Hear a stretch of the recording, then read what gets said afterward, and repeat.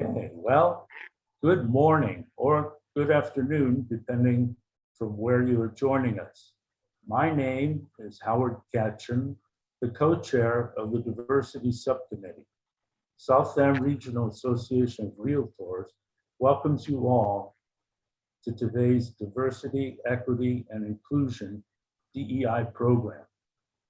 I want to acknowledge the other members of the Diversity Subcommittee whose sincere commitment to diversity, equity, and inclusion and active participation in planning this program were essential to today's program coming to fruition.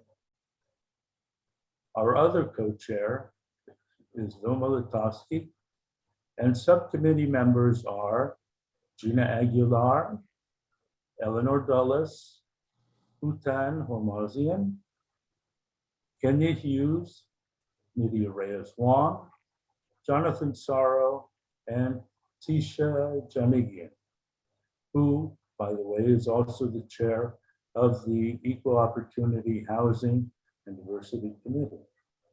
Diversity has been added to the committee for the very first time this year. So let's acknowledge all they have done to create today's program with a warm round of applause or hands in the air.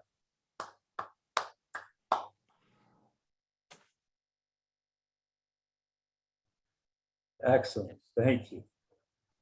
Each of today's program's distinguished speakers will inform, educate, and illuminate diversity, equity, and inclusion, and our real estate profession.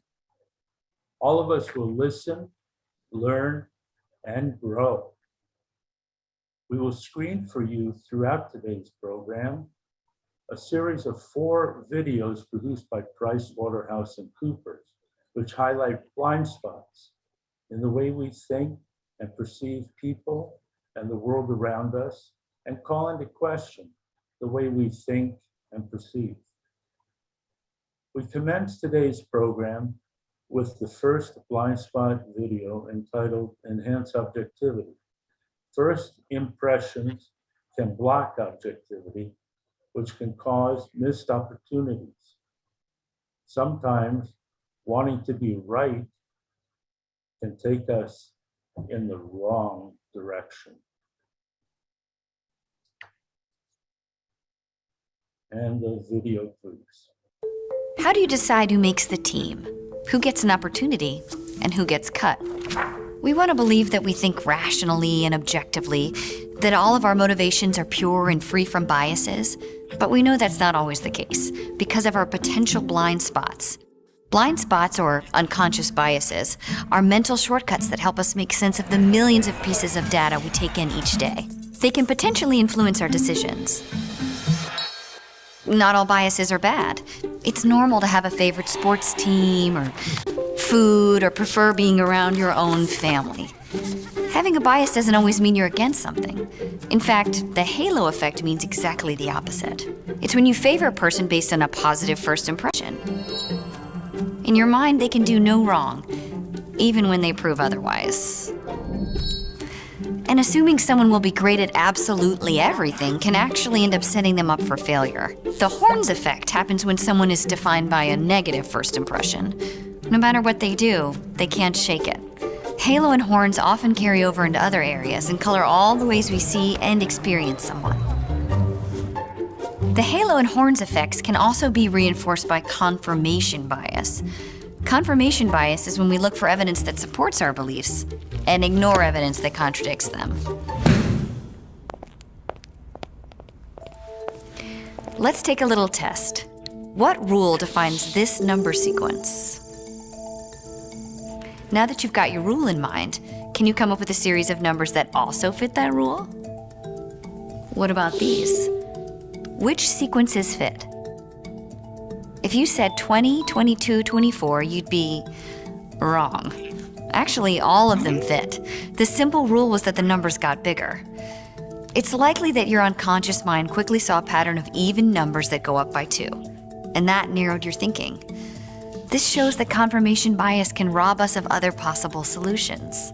Numerous studies have shown that people are more likely to seek out information that confirms a belief and disregard information that doesn't. One study found that people spent over 36% more time reading articles that confirm their beliefs. In the business world, this habit could end up squashing innovation before it starts. So what can we do when we're wired to hang on to halo horns and pay more attention to things that confirm our beliefs? How can we counteract our unconscious bias? The first step is to be open. Try not to let one shining moment or one speed bump sway your opinion forever. Make sure you look at all the evidence objectively. Play your own devil's advocate and seek out contradictory views. And slow down your thinking. Ask questions and bring in other perspectives to expand your point of view. When we recognize our blind spots, that's when we can get beyond halo and horns. That's when we can overcome confirmation bias. And that's when we can see people for who they are and who they can become.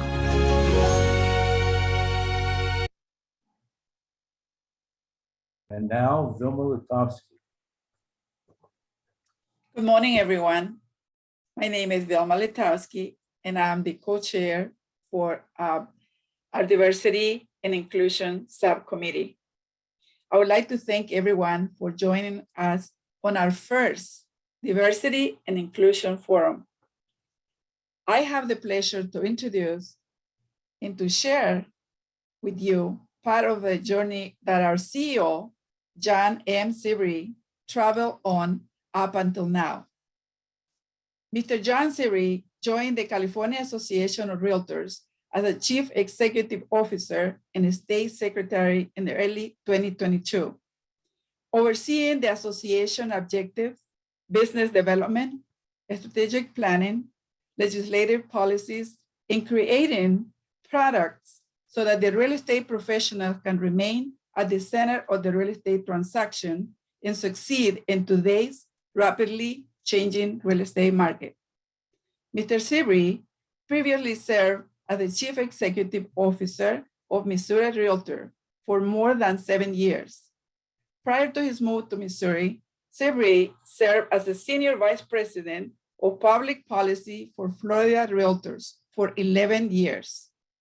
Prior to that, he worked in the Government Affairs Division of National Association of Realtors, NAR, in Washington, D.C. for 13 years.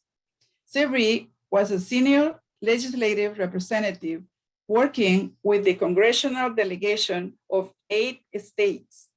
And prior to NAR, Sebree worked for 2 years for the U.S. House of Representatives Committee on Banking, Finance, and Urban Affairs. As a CEO of Missouri Realtors, Sebree has served at the national level on numerous committees, including NAR's Executive Committee. Additionally, he's a founding member of LGBTQ Real Estate Alliance. A native of Kentucky, Sebree received a bachelor's degree in business management from Northern Kentucky University, where he was student body president. He earned an MBA from the George Washington University in Washington, D.C. Ladies and gentlemen, let's welcome our CEO, Mr. John M. Sebree. John, please take it away. Wow, thank you, Vilma. It is incredibly good to be with all of you today, and I love seeing such a great turnout among the Southland Regional Association.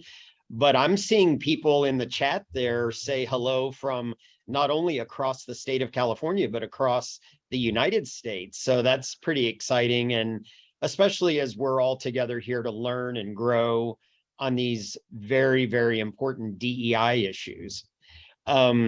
It's no secret that we've been living in some uncertain times, and so many that we all know, friends and family and others, have just come to the realization that their home has been and continues to be an essential source of refuge and stability for them and their family.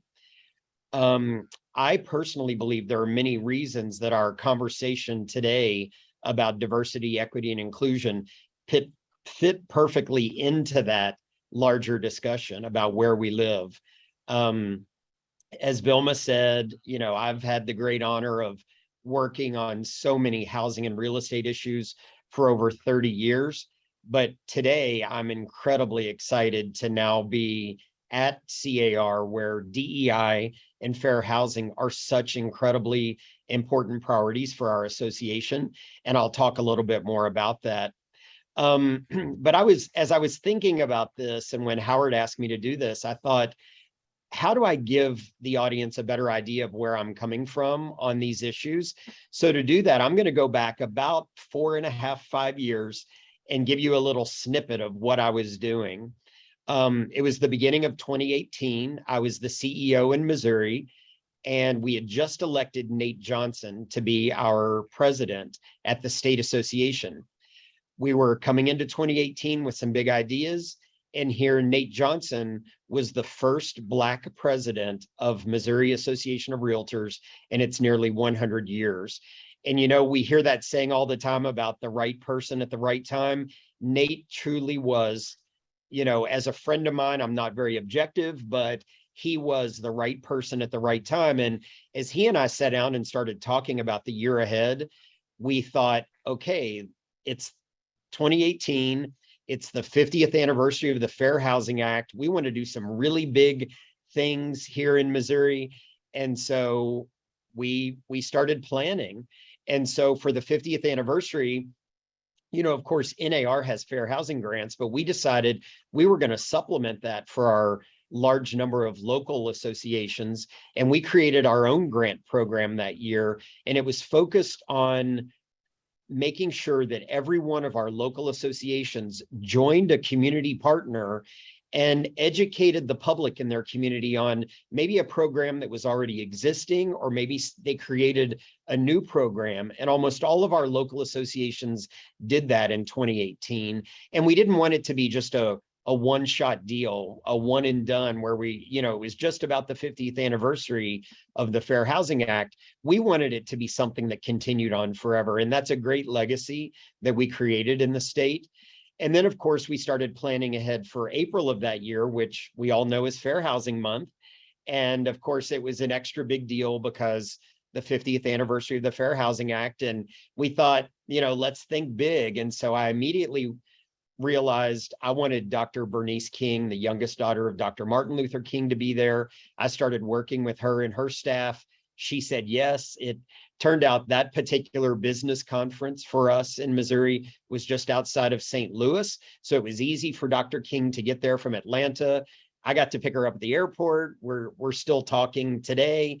But you know, we wanted to make it very special. And this wasn't just about educating realtors, even though her talk was so specific to the role real estate has played in a number of the issues we're going to talk about today. And you'll hear from my colleague Farrah about many of them.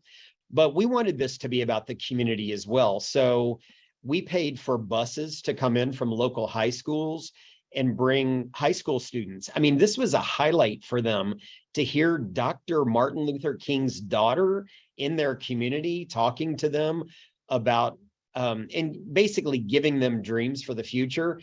We gave every attendee a copy of both of Dr. King's books and a professional copy of the I Have a Dream speech that they could take home and get framed.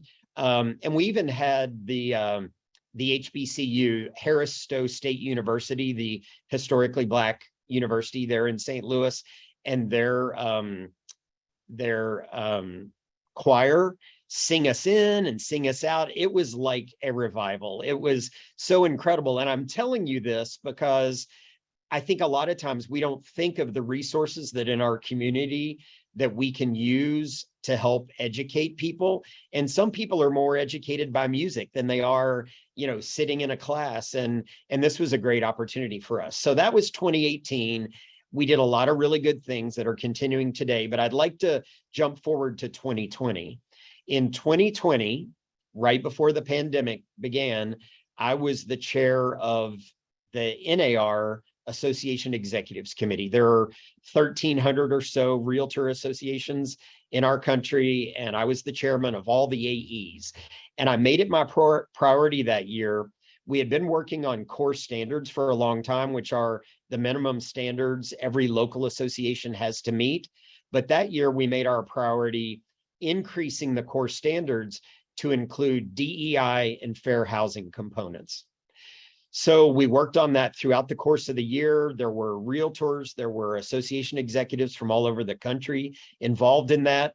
And in November of 2020, I had the great pleasure of going before the NAR Board of Directors and offering the amendments that created the DEI and fair housing components that now every local association of realtors in the United States of America has to comply with and include in their strategic plans. So I felt really good about that. And it's, of course, will have a lasting impact on our realtor associations throughout the country. But then that brings us back to right before I got to California. I started here on February 1st, but let's go back to January 1st. The legislative session was beginning in Missouri. And would you believe, I'm going to have to pick this up and read it here. I try not to read, but this is important.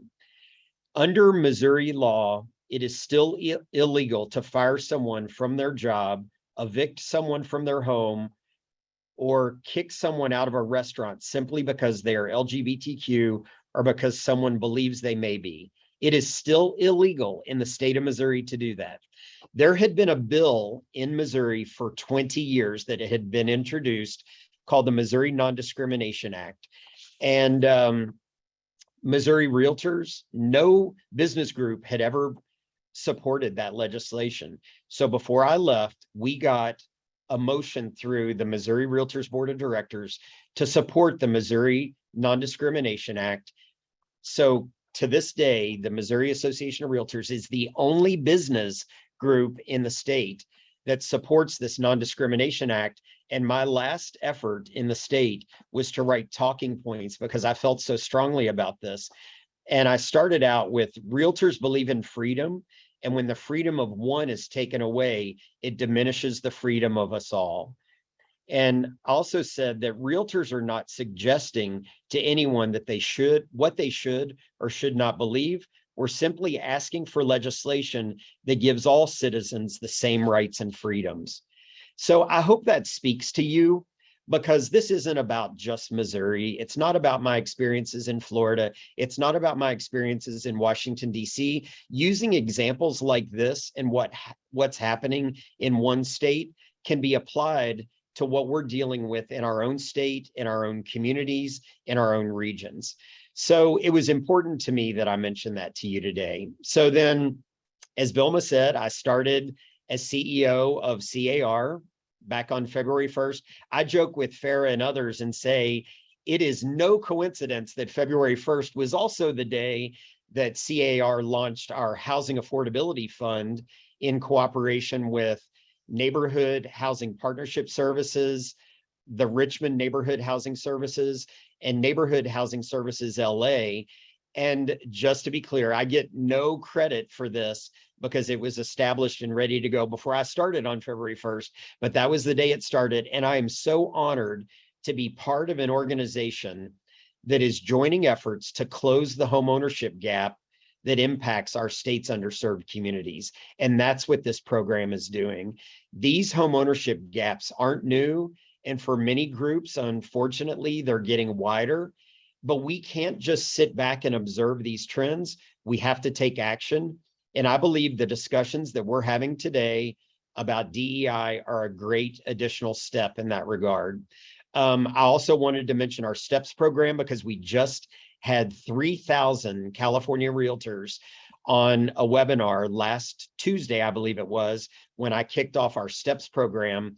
And that's our program where we address housing affordability from the perspective of financial literacy.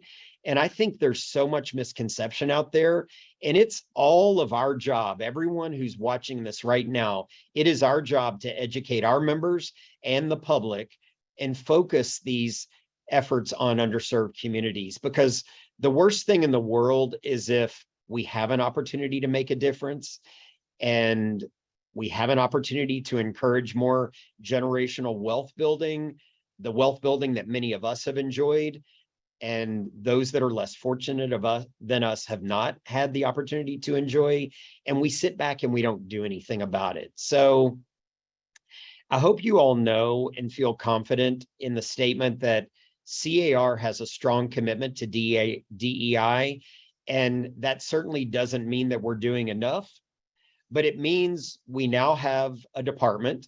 Farrah, my colleague, who's Vice President and Chief Diversity, Equity, and Inclusion Officer, you'll meet her in a few minutes if you haven't met her before, and D'Anthony Nelson, who works with her, our colleague, who's our Diversity and Fair Housing Specialist. We also have, I brought props today, our recent California Realtor magazine. Forget about the guy that's on the cover. This is the fair housing issue. You know, it was my first magazine here. It could have been the advocacy issue, the legal issue, the broker issue, but it wasn't. It's the fair housing issue. And coupled with that was our fair housing toolkit for realtors. So if you didn't open your magazine, go back and open it because it has the fair housing toolkit. Of course, throughout that magazine, there are great articles from our multicultural organization partners. I've personally been a member of NAREB, the National Association of Real Estate Brokers, for a number of years. Those are our realtors. As Vilma mentioned, I'm a charter member of the LGBTQ plus Real Estate Alliance. I've worked closely with ARIA and NAREP and so many others. And my important point to you is maybe you don't want to join one of them. You don't want to pick and choose. Just be our ally and be a part of any of these organizations that you can.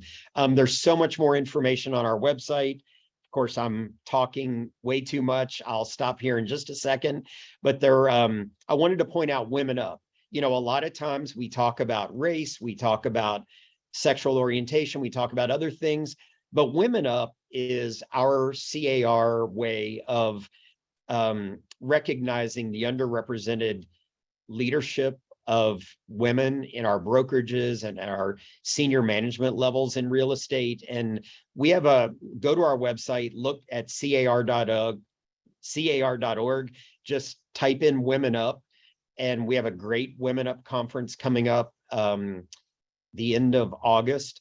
We have our Latino Professionals Network that meets regularly. I've been able to sit in with them and their great conversations, but we have 230,000 members.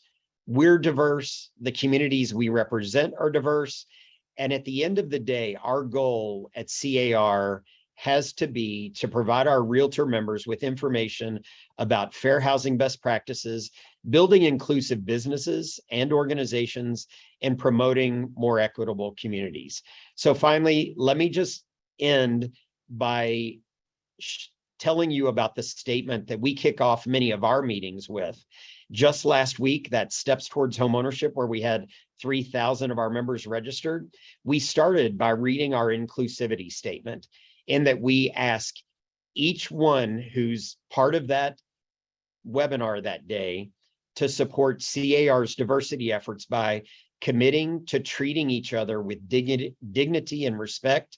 And we ask attendees to keep statements focused on the topic or question before the group, avoid mention of irrelevant demographic information like age or unrelated leadership experience, and refrain from saying or doing anything that could lead anyone to feel excluded or belittled.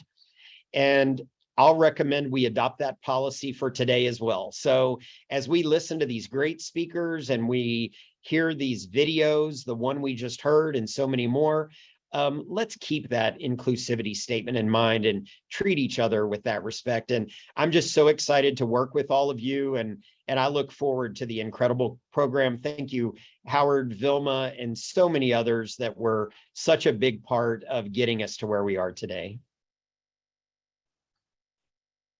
Thank you so much, John. Appreciate your words. I mean, it's extremely significant, particularly the last part about how we treat one another. I, for one, believe that real estate is a competitive contact sport. However, the reality is that I also support and promote the idea that we be collegial competitors. by that you allow people their respect, you allow their dignity, and you strive to cooperate and collaborate in transactions, communication, whatever it is. And that is why Realtors are Realtors, and that's the way that we will promote our success. So thank you very much, John. And Thank you. yes, and now we'll hear from Kenny Hughes. Hi, everyone. Every day we use word association to develop a story in our minds. This second blind spot video highlights the different stereotypes and assumptions we may not recognize we have and use daily. Boss is coming. Can you take care of this for me? Sure thing. Thank you. Wait, let me guess. You had a very different mental picture in your head when I said boss. Did it look more like him? Don't worry, you're not alone. Our brains make automatic associations without us even realizing it. And while these associations help us make rapid-fire decisions, they can also be influenced by our potential blind spots. Prototype bias happens when we have a preconceived notion of who we think would be right for a particular role based on stereotypes. These mental pictures are based on who we've seen succeed in the past and can influence who we think will succeed in the future. Let's test the theory. Don't worry, just between us. I'm gonna say a word and I want you to point to the word on the screen that you most associate with it. Ready? Let's go. Delicate, powerful, caring, family, career, strong. What just happened? Well, if you're like most people, you associated communal words with female and assertive words with male, because those implicit associations are ingrained in our unconscious mind. A network of researchers from prominent universities developed the Implicit Association Test. This test helps people identify their potential unconscious biases across a variety of dimensions. These types of ingrained associations can often shape our prototypes for who's qualified to lead in the workplace. Take the orchestra. When orchestras started conducting blind auditions in the 70s, the number of female musicians shot up 20%. So either women suddenly played exponentially better when behind a curtain, or the conductors weren't aware they had a prototype bias towards male musicians, and this bias was costing them talent. Another study found that the exact same resumes with more black-sounding names received 50% fewer callbacks than those same resumes with traditionally white names. The idea of prototype bias cuts even deeper than that. Studies show we often have prototypes for the people we believe would succeed in a job, and we may unconsciously change our criteria to help those people get the job. You may be thinking, I'm not like that. Well, the participants in a study on prototype bias thought the same thing. And ironically, those who thought they were most objective ended up being the most biased. Blind spots can span any dimension of diversity and can potentially lead to bad decisions. Not only can blind spots limit our own choices, they may result in missed opportunities that don't lead to the best possible outcomes. The good news is that there are ways to overcome prototype bias. You can start by setting objective criteria. This can help prevent you from being swayed by irrelevant factors. And you can double-check your objectivity by sharing the why behind your decisions. Lastly, don't make assumptions based solely on your idea of fit, because when it comes to success, one size doesn't fit all.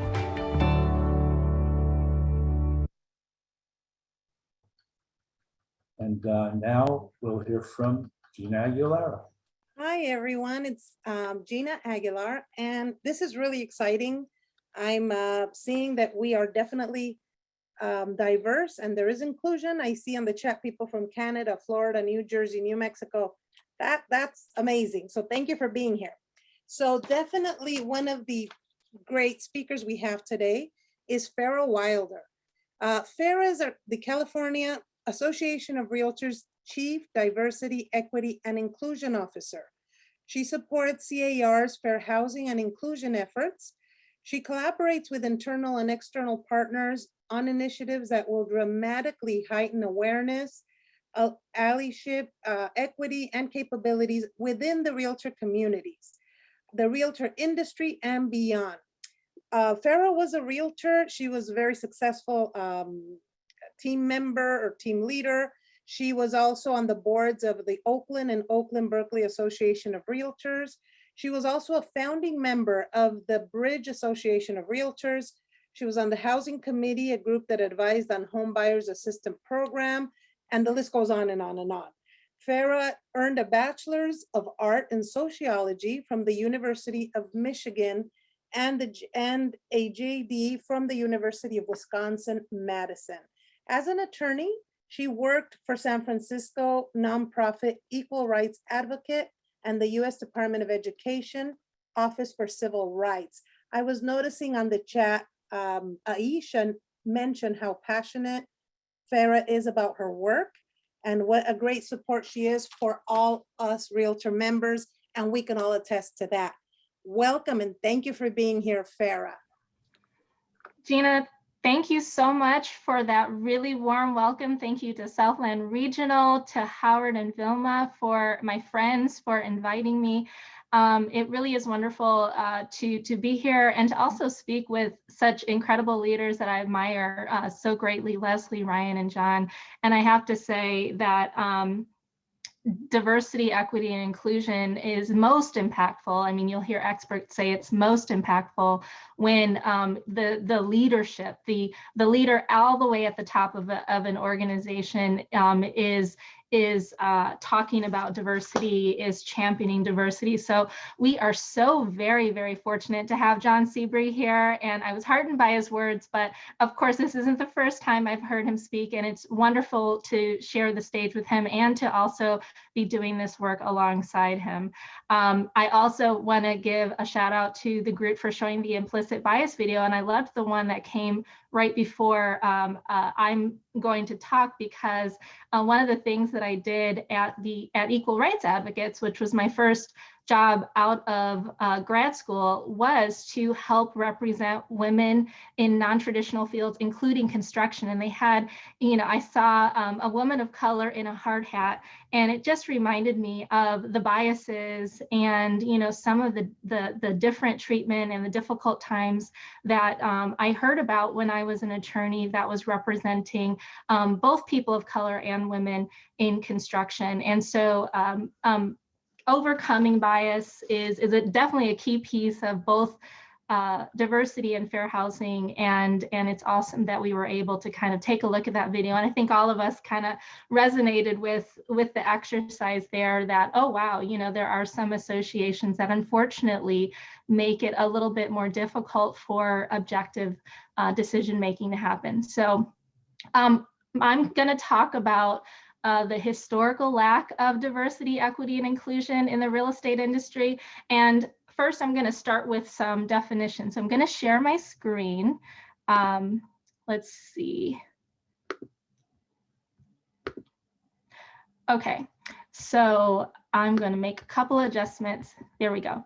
So I just wanted to cover these things because when we talk about these concepts and if we have different definitions, then I think it can make it a little bit harder for us to all understand the message that's being delivered. And sometimes in the real estate industry, we say DEI, and then I hear folks talk about maybe fair housing policy. And although there might be some relationship, I think it's really important to understand all the nuances of the definitions. So diversity by itself without DE and I is simply the range of social identity groups that comprise an organization or society. So this is race, ethnicity, sexual orientation, gender, and things that we might think of as, we might not think of automatically. We have parents and people who are single. We have age diversity.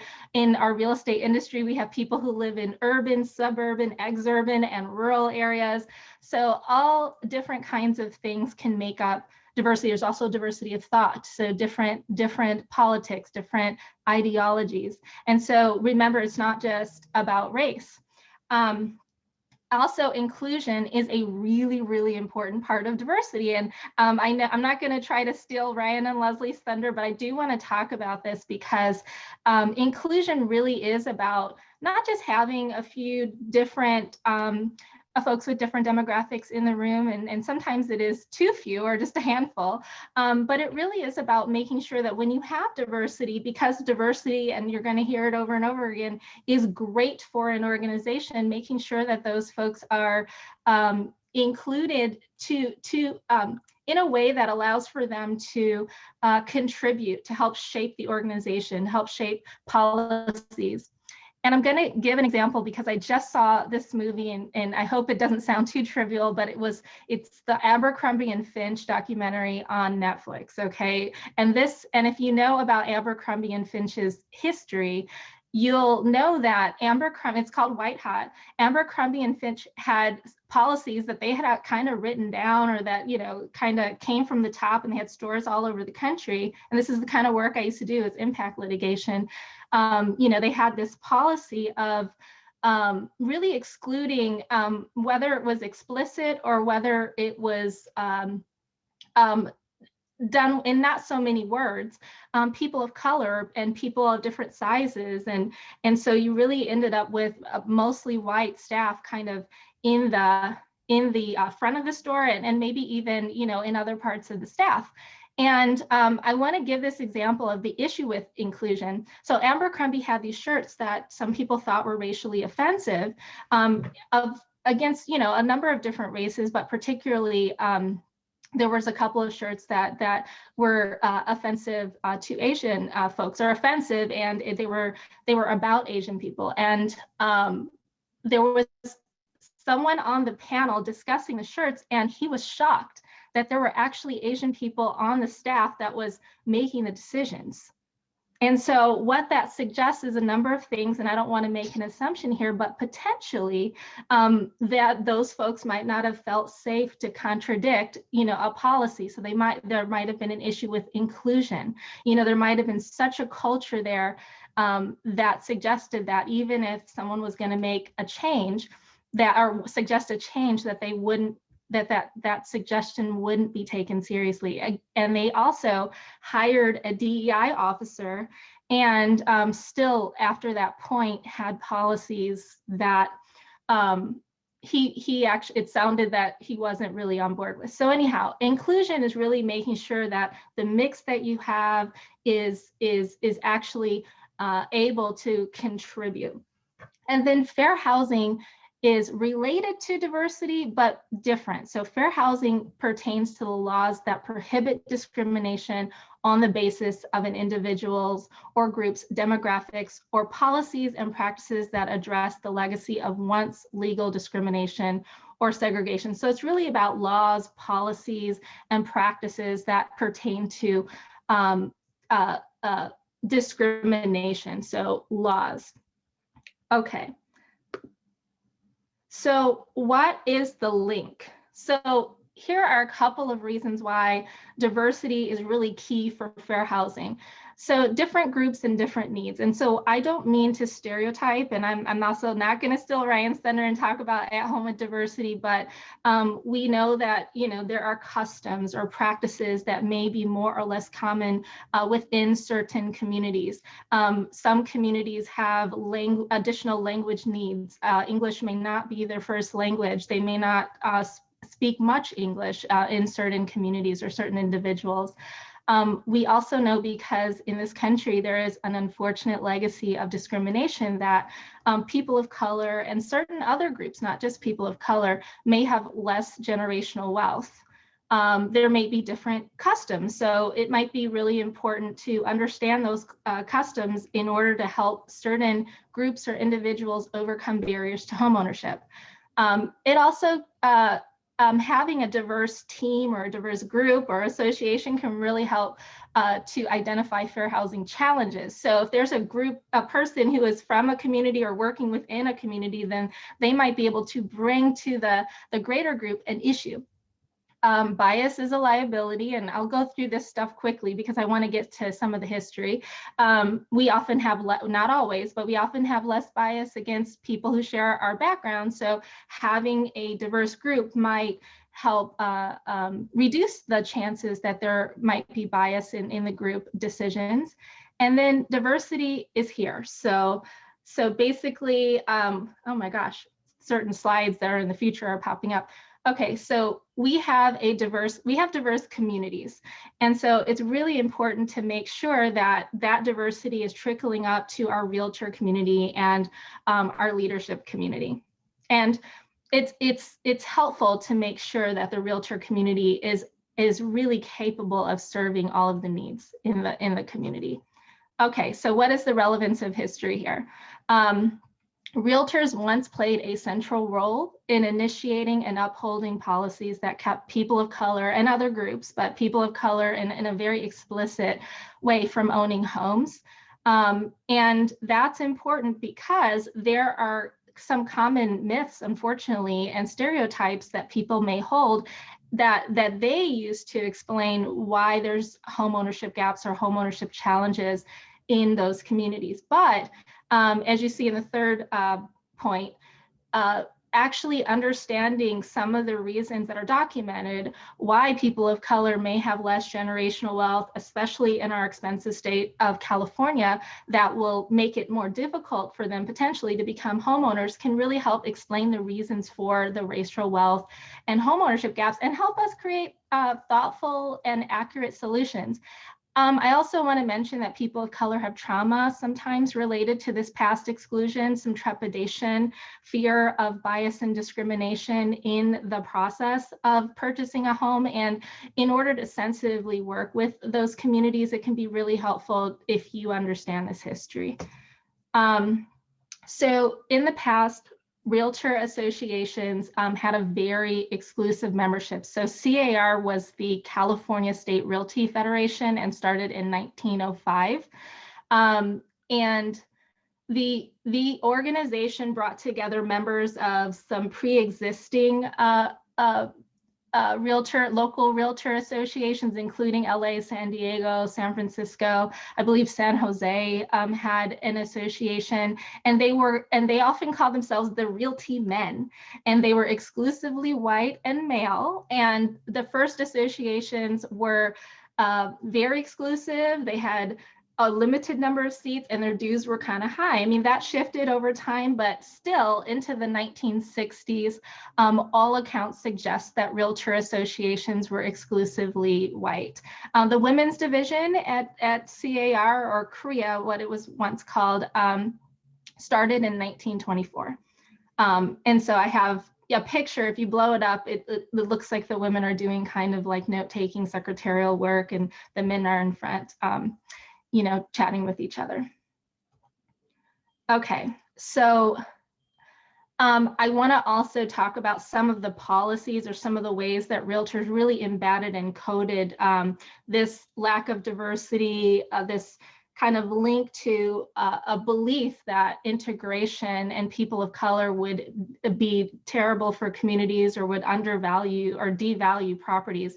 So in the Realtor Code of Ethics, so this was predating redlining. This is predating some of the restrictive covenants. The Realtor Code of Ethics said that realtors should never be instrumental in introducing into a neighborhood members of any race or nationality or any individuals whose presence will be clearly detrimental to property values. And this is from 1924, and it lasted for a time after that. And so this meant that realtors were actually encouraged to steer. So that was actually something they were supposed to do. Now that's illegal, but that was something, if they didn't do it, they were in violation. Restrictive covenants. So those are, as we know, unfortunately, those are provisions in the deed records or in the homeowners association rules that said that only a certain restricted, ownership or occupancy by race. And then the Federal Housing Administration, so realtors lobbied for, a fixed long-term, I think it was 25 years at first, loan program. And that happened, kind of out of the New Deal in the 1930s. And they were instrumental in putting these ideas about race into the system of how that was going to work. Okay, so in California, so I won't go into all the history of California, but we'll fast forward to the 1960s, where there was a new law that actually prohibited discrimination based on race in housing. It was called the Rumford Fair Housing Act. And realtors actually organized to overturn that law with a constitutional amendment. And so you can see the headlines here. And one thing that, I'm happy to say, I have to say, is that there were some brave realtors who, and this was a big push, who actually fought that and disagreed and were vocal about it. And you can see 12 realty brokers fight 14. And I think there were a reported 5,000 folks who were organizing against that, realtors. So I think that's good for us to say, even though it was the official policy to overturn and fight, and they fought it through the state Supreme Court and the federal Supreme Court. And there are tons of headlines that showed that. So there was fallout from it, unfortunately. This was a terrible time in our history, and it's important for us to know so that we don't ever repeat it. And so, because also other people are talking about it, there are books about it. So we have to understand this so we can speak to it. There were lawsuits and complaints also. And so this is not just about the Fair Housing and Prop 14 and Rumford Act, but there were several local associations of realtors that were sued or complained against for not allowing people of color, essentially, to either become members or to have full membership. And so there were these new anti-discrimination laws all throughout the country, but including in the state of California, that our members were actually taking advantage of. Also, the C.A.R. president at the time in 1965 admitted that California was the only state with a law legalizing discrimination. And if anyone wants, these articles are linked, but I can send articles that really talk about that era. And then the federal government actually at the time froze $80 million in urban renewal funds because California could not guarantee non-discrimination in federal funded residential projects once private developers would take over. So our governor was going to Washington, D.C., trying to see if they could unlock the funds. These funds were going to actually build housing in California, but the federal government had a new policy of not funding projects where there was discrimination. Okay, so now we still see lasting segregation. There are wealth and homeownership gaps that are tied to this period of time. We still have bias. I mean, there are sometimes stereotypes about certain communities. Why do they look the way that they look, even though we know that they were under-resourced, previously redlined, but there's bias about those communities. And there's industry-wide diversity challenges that we're working on. And so I'll go kind of fast because I know that I'm probably at the end of my 20 minutes. And so I'm near the end, but I did pull some diversity statistics for Southland Regional, just so that we can kind of look at where Southland is now. And I will tell you, C.A.R. is in the same place. Southland Regional is like a microcosm of a lot of our organizations or our realtor associations throughout the state and our association and throughout the country. So Southland Regional, according to NAR data, has just under 75% white. Can you see that? I feel like the bar at the bottom is obscuring. So I'll just read it. That first bar is white, then Latino, Asian, Black, and Native American. And so I took San Fernando data and Santa Clarita data. And so you can see that there's a lot fewer white folks in those areas than the number of members of SRAR. And then, there's more Latino folks in the community than there are as members of SRAR. And then, you see the same trend for Asian folks and for Black folks. And then couple more slides. There is a resource at the Othering and Belonging Institute, and I can share it with the group in the chat, and glad to share this data, the sources for everyone. The first one is from the census and NAR's M1 data. And this one is from Othering and Belonging Institute's interactive mapping tool. So if you Google that, you'll find this. So this shows the blue areas are the racially integrated areas. The red areas are the extremely segregated places, and the gray areas have low to medium segregation. So you can look that up and see that much of the region, and you can see Santa Clarita's at the top and San Fernando's in the middle, still remains pretty segregated. And then here is the homeownership data. So this is all a part of the legacy of that history. So in LA County, here's the homeownership rates. You see that the white homeownership rate, and I will say this, the homeownership rate in California is lower. We need a boost of homeownership for every community. So it is lower than in the rest of the country. So the total is right there in the middle, and it's like 50 something percent of homeownership in California, which is much lower than the rest of the country. Although the white homeownership rate in LA County is the highest, Asian homeownership is just below that, and you see Latino and Black homeownership really lags. But if you disaggregate the Asian data, and this is from ARIA, the Asian Real Estate Association of America's report, you find that there are subgroups that have much lower homeownership rates. And you can also slice and dice this information with new immigrants, members of the LGBTQ community. So know that some of this data, it can be misleading, and you find that if you really dig deep, you can see additional information about these groups. So now I will turn it back to the rest of the panel, and glad to answer any questions that come up. But thank you so much for having me. And I'm going to see if I can stop sharing my screen. Well, thank you very, very much, Farrah. It's all very informative and illuminating. I find it particularly salient. I am fourth generation in my family involved in real estate.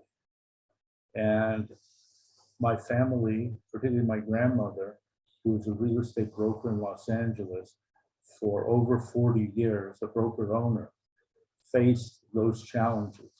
Being a female in what was primarily a male-dominated community of realtors. And further, as Jews, we were discriminated against as to where she could live, as to how she could live.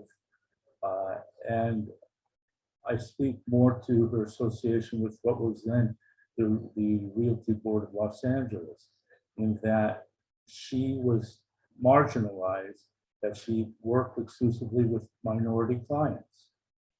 And as a result of working with them, she would find properties and she would integrate neighborhoods, which, as you highlighted in the former Code of Ethics, Article 34, was a no-no.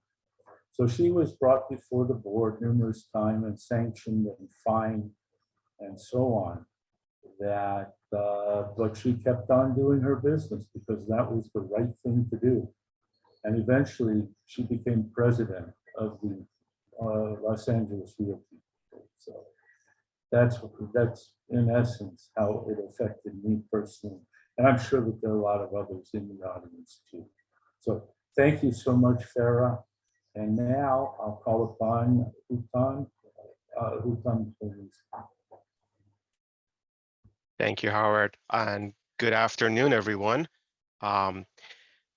What happens when you assume? Our brains are wired to make assumptions, which can sometimes be off base. We think it's an honest mistake. Science calls it a blind spot. Let's watch this amazing video. Thank you. Are you seriously considering her as a candidate? Don't trust her. She's a woman. She's a woman. This is a man's job. She's clearly not educated. Really? Does she even speak English? That's not me. I'm not like that. You call it an honest mistake. Science calls it a blind spot. Our unconscious mind is a mysterious and powerful thing. It makes 90% of our decisions without us even knowing it. Our brains are overloaded with 11 million pieces of information every second. Yet we can only process about 40 of them. So we're wired to make cognitive shortcuts, using past experiences to make assumptions. And you know what happens when we assume?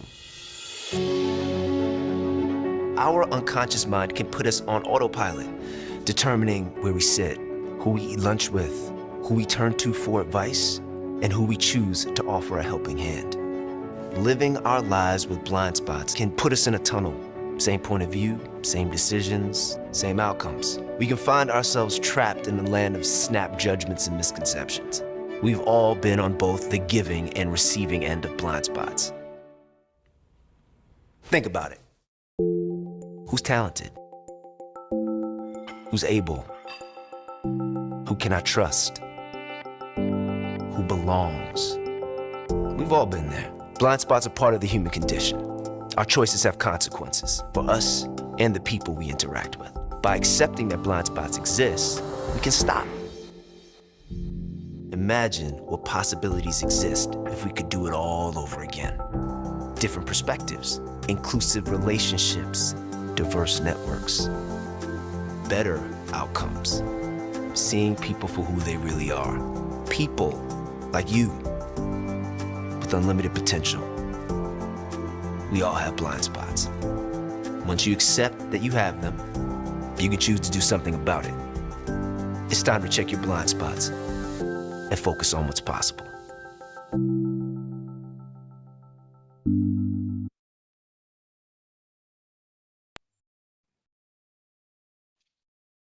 And now, Tisha. Hi, everyone. Thank you for joining us today. My name is Tisha Janigian, and I am the 2022 chair of the SRAR Equal Opportunity Housing and Diversity Committee. I'm honored to introduce our next speaker.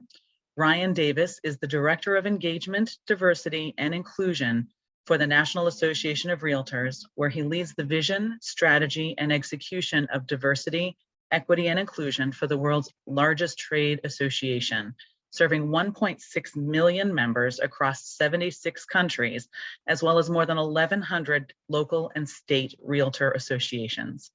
In his role, Ryan also collaborates closely with NAR's partner organizations, including the Asian Real Estate Association of America, National Association of Hispanic Real Estate Professionals, National Association of Real Estate Brokers, and the LGBTQ+ Real Estate Alliance. Ryan has led large organizations through learning and development processes that have advanced organizational diversity, equity, and inclusion goals. Ryan has also provided DEI leadership as a management consultant for luxury brands such as Chanel. He has authored more than 20 publications on diversity, equity, and inclusion matters. And in 2020, Ryan was recognized as one of the 40 under 40 honorees by Providence Business News. Ryan, thank you for joining us today. My pleasure. Thank you so much. I should modify my bio because I'm no longer under 40, but it's all good. So thanks for that. I can hear Howard's laugh through the muting. So yeah, and thank you, Farrah, for that excellent sort of overlay of where we've been historically and how that's sort of impacted the sentiment and market today. We've been sort of engaged in DEI work before it was sort of called that for quite some time, but as Farrah laid out, we NAR, meaning when I say we, as both realtor members and realtor staff, member staff, is that we always haven't been trusted to make the most inclusive decisions.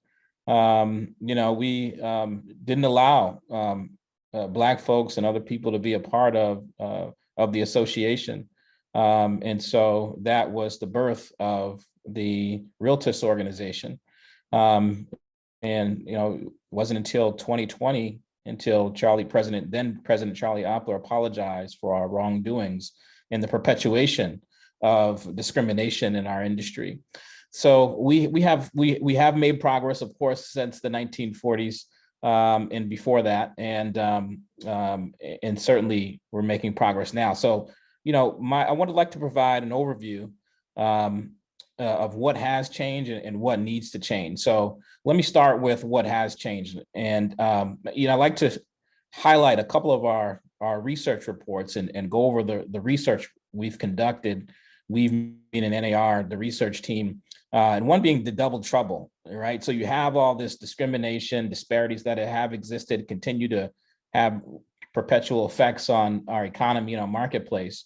today, we're in a unique position, obviously, with sort of the low inventory, the high interest rates that's affecting everybody. But this stuff is particularly affecting Black families in particular, with these high home prices, low inventory.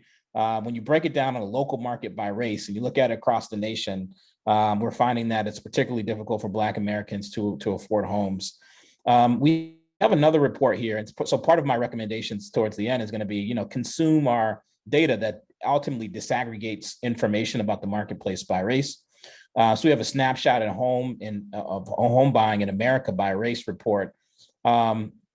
And a major finding from that report is that, Black home buyers are more than twice as likely to have student loan debt. So they're sort of bogged down by student loan debt and the way we think of. So we need to, in terms of our advocacy, we need to think about the way we think about lending and credit evaluation processes during lending, and more likely to be rejected by mortgage loans. And I have some interesting information about that coming up here soon. Here's a breakdown of sort of the reasons why by race folks get rejected by lenders. And you can see disproportionately, if you're Black and brown, the kinds of reasons for having the lower debt to income ratio, having the lower credit scores, twice, 3 times as likely in some of these cases, not enough money in reserves. Whereas, the sources of down payment, there are also drastic, stark disparities by race when it comes to where these down payments sources come from to pay for homes. So in the marketplace, we're seeing that Black and Latino families are disproportionately, sometimes double or even triple, increase the likelihood of having to rely on their 401k or and less likely to rely on a sale from a former residence. So they're sort of ridden with these sort of obstacles that we all need to keep in mind. There's a third report I'd like to highlight, and that's our 2022 Obstacles to Home Buying report from just a couple of months ago, April 2022. And in there, what you'll find is that 44% of Black potential home buyers said they have not been shown all available homes.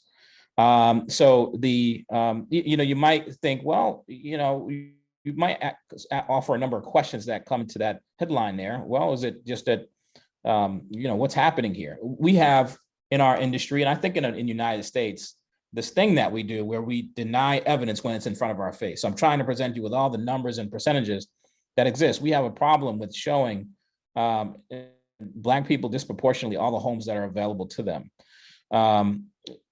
Here's another finding from this report. Approximately 1/3 of Black potential home buyers say they have faced discrimination in the home buying process. So it's among the highest when we conducted our research. And this is not from our research. This is actually from Bloomberg, and they sort of analyze home mortgage disclosures. They found that Wells Fargo approved fewer than half of Black homeowners refinancing applications in 2020. And so when they control for all their factors, they're finding disparities in who gets access to loans. So there are sort of perpetual remnants of bias and discrimination happening today, and how that affects access to home ownership. So let me not pretend like realtors don't make mistakes today and have real problems when it comes to perpetuating bias and discrimination. If you have heard, and put in the comment if you have or have not or have any reactions to this, the Newsday investigation out of New York, there is pervasive bias, discrimination in our industry by realtors. We like to think of ourselves as that's who we are, one realtor family, and we always do sort of the right thing. The reality is that we don't. And in this Newsday investigation, there's a 3-year investigation, uncovered equal treatment. And so this is really required viewing if you haven't seen it, because it will unveil the realities of the real estate industry and us as realtors and the work that we do. 19% of Asian buyers experience racial discrimination. 39% of Hispanic buyers experience racial mistreatment or discrimination, and almost half of Black buyers experience racial mistreatment and discrimination. Well, Ryan, what do you mean? Let's provide some examples. So, well, here's one of the tests. And in Newsday, sort of spotlighted these agents who were asked to sort of show a home. And you can see Frederick here showed the home consistently to a Black buyer and a white buyer in the same kinds of areas based on the same criteria. The same criteria. Agent Kevin Geedy, however, there were drastic differences in steering prospective home buyers to where they ought to buy. This was testing that was done by Newsday. Here is sort of some secret audio that was captured and video that was captured. So there was an agent that said, you know, so I really need that. I won't take you out anywhere unless you have a pre-qualification letter. And when that was a Black buyer, when it was a white buyer, the same approach, same qualification criteria. Well, what is your availability? When can we start looking at houses? There was this eagerness and this assumption. That's why these bias videos are so important, because it breaks down the subtlety of how these things might come up, and it might come out in sort of an innocent way in your mind, but it's actually very discriminatory. And so the result was that the person on the left, the white woman, had 79 viewings, and the person on the right had 0. These are all contributors to the data that Farrah showed, and that I'll reinforce here, is that homeownership trends continue to be perpetual wide gaps over the last decade and since really forever. So how do we as realtors play a role in maintaining these gaps or reducing them?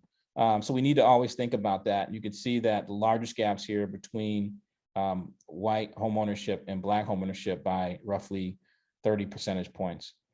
So what is NAR doing about this and diversity, equity, and inclusion, respectively, in the real estate industry? Well, one of the things that we're doing is, you know, after that Newsday investigation, we launched the NAR's ACT Fair Housing Initiative. It stands for Accountability, Culture Change, and Training. And really the most important piece is that accountability. And so, that NAR is now participating and promoting and encouraging self-testing, so that we're proactive and not necessarily reactive in what may or may not be happening in brokerages.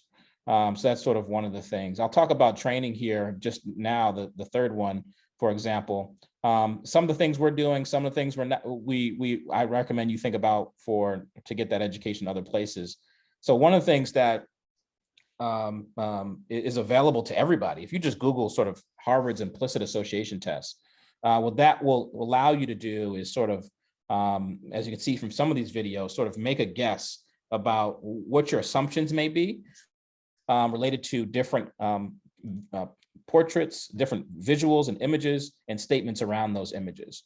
It's not sort of diagnostic test. It's not stating who you are and who you are forever, but it really opens up a conversation with yourself to ask deeper questions about the things that you might want to be more aware of. Now, as Farrah mentioned, we have a number of sets of courses at NAR, which we strongly recommend everybody participate. There's online versions and in-classroom versions of the Implicit Bias course. These courses are often offered for free or comes with, they have been offered in the past for free, but most times there's a fee with them. And they're often offered as well at the NAR Next conference, our annual conference. At Home with Diversity is a basic course that entry-level course, all-day course that other realtors lead and teach in associations. The Fairhaven simulation is, I've got nothing but raving feedback about that, not about the horrible things that happen in that simulation, but rather about the quality of an asynchronous experience that is often not quality. So you really open your eyes. If you haven't taken that, make sure you do. And then lastly, last November, NAR came out with a DEI lead course, which breaks down basic concepts in leadership for DEI in the real estate industry. So we highly recommend you check out these 4 courses. So how has NAR also advanced diversity, equity, and inclusion in the association? As CEO for California mentioned earlier, DEI and fair housing is required in association strategic plans. So thank you for your work in leading that effort. We've had, in the last couple of years, our code of ethics be updated with 10.5. And that standard really eliminates hate and hate speech and discrimination among realtor behaviors. And so that is now enshrined in our code of ethics. So we're required to do that proactively. We're saying you cannot do this. And we've had professional Standards Committee has had case interpretations of what would be a violation of 10.5 or other codes of ethics. One of the cases that the Professional Standards Committee at the national level analyzed was if there's a Confederate battle flag in your client's wall, on your client's wall or on their bedspread, what do you do in that case if you're a realtor? Do you just take pictures of it, post it? And what the committee found and what they decided is that that is actually a form of discrimination that can discourage Black buyers in particular from viewing the home and can be viewed as a threat and discriminatory. So if you're a realtor, you really need to audit those visual images inside homes and take those kinds of things down, or else it's a violation here. Every local association has access to every year 2 diversity grants and 2 levels of fair housing grants. So there's 4 grants right there. I mean, we have lots of grant money for lots of different things, but these are just 2 versions of them. Every association, state or local, needs to apply for these every single year to supplement and support.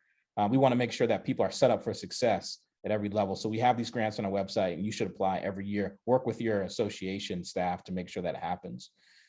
We are now active and present in supporting ARIA, NAREB, NAREB, and Alliance events as they happen. Every time they happen, we're there, we're present, members are there, staff are there.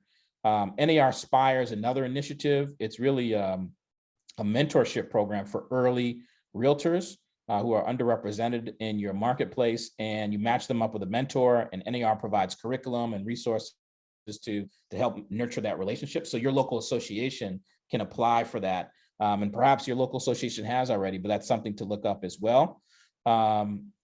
We also recently launched the Drive with NAR podcast. Now, this isn't a explicitly DEI podcast, but among the first 4 episodes, we had DEI and fair housing episodes. So what I'm trying to do is, what we're trying to do as an association, diversity and inclusion is embedded in our core values. That's one thing local state associations should do, is that's how we're assessed. All 350 employees at NAR, diversity and inclusion is in there. And so you have people who are executive editors who manage the podcast or the Realtor magazine. They're foregrounding articles and stories about DEI and fair housing. We also now, I've been working with our events team, and now we have DEI review criteria in the review of NAR Next. NAR Next is what we call the annual conference, the big conference. Conference proposals. So we want to see representation in those conference proposals. And lastly, if you go to RLM, the legislative meetings or the annual conference, look for the DI networking sessions. I'm telling you, last conference at RLM was lit. We had probably hundreds of people there, just at roundtables, just discussing all the work they do and they want to see. And then we did reporting outs. It was so much energy and love. It was like church actually in there. It actually turned into church after so much time. So definitely check that out at the annual conference. So what do we have in progress as well? Let me just share some of the things we're thinking about at the national level. The Fair Housing Policy Committee has a proposal out there that they'll run through the board of directors at this fall's conference to require fair housing training for all NAR members. So in order to be a member, this is not a requirement currently, you have training so you don't have these silly, hopefully reduce at least, if not eliminate, the silly forms of bias and discrimination that happen in our industry. Also, the Safety Committee, the Diversity Committee, and the Fair Housing Policy Committee has formed a work group led by the Safety Committee to address the unique safety hazards facing realtors of color. And, many of you may have heard of sort of the high profile Eric Brown situation from a year ago, where he was held up by gunpoint for simply showing a house to his clients.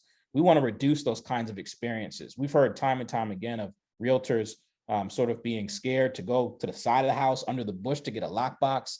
How do we reduce these kind of situations so realtors of color in particular aren't placed in these compromising positions? So we have a work group that's dedicated to think about that. We also have the Association Executives Diversity Work Group that is providing guidance for state and local association diversity committees, how to formulate them and what that should look like, education for association staff, and tools for effectively partnering with our multicultural partner organizations. And then lastly, what we're doing is we have established a work group to within the diversity committee to advance a DEI strategic plan. And my esteemed co-speakers are on that committee, are on that team, working on the development of a robust DEI strategic plan to come out within the next several months. At least the framework will come out in the next several months. So we want to look at this thoughtfully, deeply, and strategically. And so here are the 6 pillars. I'll just show you really quickly. The areas that we're thinking about is executive commitment. And that really is, how do we prioritize this at the highest levels? Membership. Do we have a diverse representation in our leadership, governance, and committee structures? Culture. We heard a lot about, our consultant has found that there's a lot of sort of clickiness and friendship picking when there's sort of vying for association leadership, and how do we collapse that? Partnerships with our multicultural partners. How do we deliver a message to the hearts and minds and the communities writ large? And advocacy. How do we think about DEI in our advocacy policy positions and proposals? And so, all right, I've told you what we're doing at NAR. Let me conclude by saying, what can you do? Here's where you might want to get out your phones, because it's going to be a lot of small print and a lot of recommendations to think about. So here's where you want to take a screenshot or get your phones out and snap a picture. So first, you might want to sort of, this is a sort of a starter packet. Now increase your knowledge and awareness, right? So have you consumed NAR's market research? Have you completed NAR's Fair Haven simulation? Have you completed the Implicit Bias course? Have you completed At Home with Diversity? Have you completed the DI Lead course? Have you read each of the partners, ARIA, NAREP, NAREVs, LGBT+ Real Estate Alliance? Have you read their reports and their information? They have great ethnic or identity specific research reports on their communities. Do you know the racial demographics of your local area, of your brokerages? And do those things match? Do the local area and brokerage match? If no, these are things you have to think about and investigate and reflect on and ask yourself why. And have you completed the Harvard's Implicit Association test? So if you want to increase your knowledge and awareness and then do something about it, start here. Second, agents and brokers. So if you're an agent or broker, which most of us probably are, what can you do? So here are some just basic tips that we often share at the association, state, local, and national association about, how do you create a similar experience for your clients, and so that there isn't bias and discrimination in the process? Do you describe the property as opposed to people's identities in your listings? Do you avoid code word that would suggest certain demographics in any given neighborhood? Do you use gender neutral language in your listings? Do you audit symbols in homes that would suggest discrimination, like the Confederate battle flag that I talked about earlier? Do you require adherence to fair housing in your listings? Do you reject buyer love letters? Do you always seek to turn subjective comments like, I'm looking for good schools or a safe neighborhood, into objective ones and share third-party sources that can help them make their own decisions around that? Do you avoid placing lockboxes on the side of property where Black and brown agents may otherwise be rendered suspicious? Do you send and show buyers everything that meets their criteria and not push forward your own values on those things? So the list goes on here. Do you translate informational, not necessarily legal documents in multiple languages? And do you use consistent, standardized intake processes? This is something that agents and brokers can think about. And lastly, here's local and state associations. If you're a staff or a leadership at association, ask yourself these questions and then process why or why not. My association's leadership matches its member demographics. My association has equitable processes for developing diversity of leaders. My association has members of these organizations on their leadership team. My association foregrounds DEI when considering speakers, events, services. Look, the list goes on here. I'm not going to read them all to you. I think probably over time by now. But here are some things that you can think about. So get your phones out, take that picture, do a screenshot on your phone, do a little quick audit about the kinds of things that you really need to be thinking about as association leaders, on the member or staff side, as agents or brokers, or just to start by increasing your knowledge and awareness. Then ask yourself, why or why not do you do these things?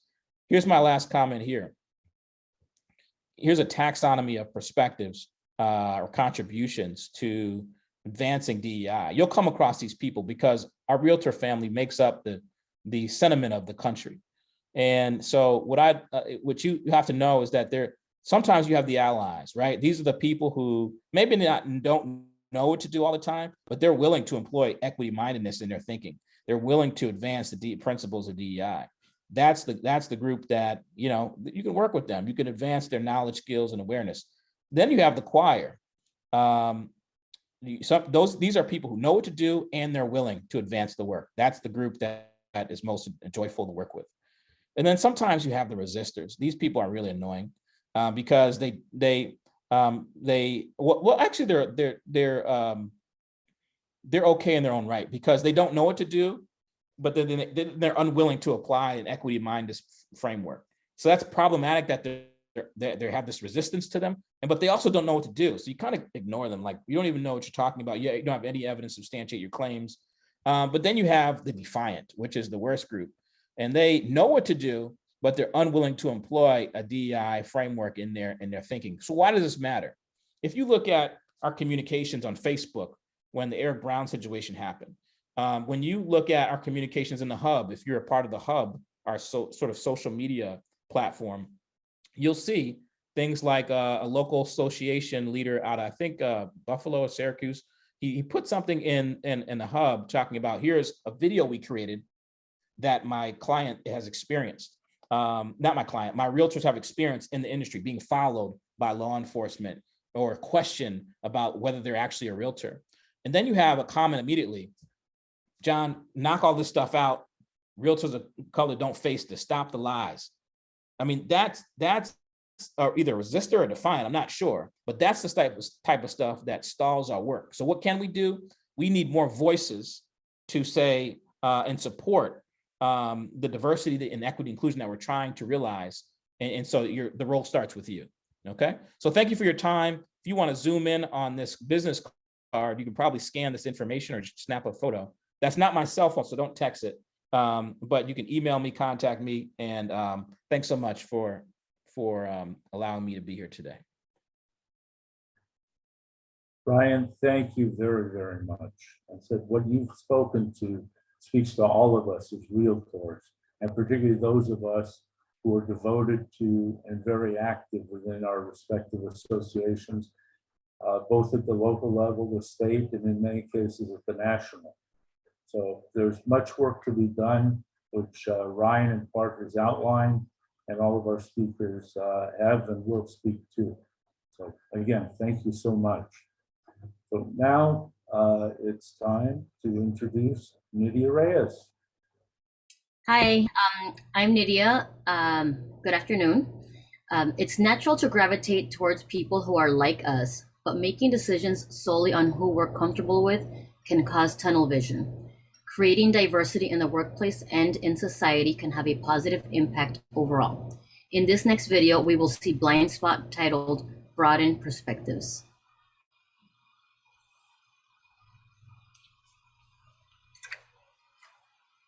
People say that if you want something done well, you should do it yourself. Or at the very least, find someone just like you to do it. Okay, maybe they don't say that last part, but that's often what we do. All thanks to similarity bias. Similarity bias happens when we're drawn towards people who seem familiar or remind us of ourselves. Which is okay if you're casting for the role of twin, but not okay if you need to work with others to accomplish a goal. So why do we think like this? Well, experts tell us it's how we've evolved. Our early ancestors had to learn how to survive, to assess quickly between friend or foe. As generations passed down their culture survival techniques, they also shared their blind spots. And we're still applying these old in-group and out-group biases to our social networks today. Picture your neighbors, your friends, your closest colleagues. Chances are the people in your inner circle are pretty similar to you. Let's test this idea. Imagine you're at a networking event. You quickly scan the room to see who's there. Which group would you gravitate towards? Would it be this one? Or this one? Or how about this one? Did you instantly recognize the group you'd be most comfortable with? Studies show we often gravitate towards people who we think are similar to us, based on shared social identities. If this dynamic of similarity bias naturally happens at networking events, what might that mean in workplaces? Research has shown that when supervisors rate their subordinates, the more similar the parties are, the higher the rating the supervisor tends to give. Another study showed that interviewers prefer candidates who have similar demographics or attitudes to their own. Similarity bias means you may be unintentionally giving opportunities to others based on something going on in your unconscious mind. Getting past similarity bias is important because it's the right thing to do and it's the smart thing to do. According to a survey by PwC, a majority of directors believe diversity positively impacts their board and company, and many studies have shown that diverse teams perform better. Companies with the highest levels of racial diversity brought in nearly 15 times more sales revenue than those with the lowest levels. And in the S&P 1500, female representation in top management was found to improve performance in firms focused on the strategy of innovation. Bottom line, diversity is good for people, for businesses, and for society. So how can we outsmart our unconscious mind? How can we get past similarity bias to build more inclusive environments? First, you can examine your network. Who's in it? Who's not? Don't unintentionally exclude people who aren't like you. Open the door to your inner circle. Invite others with different experiences and perspectives in.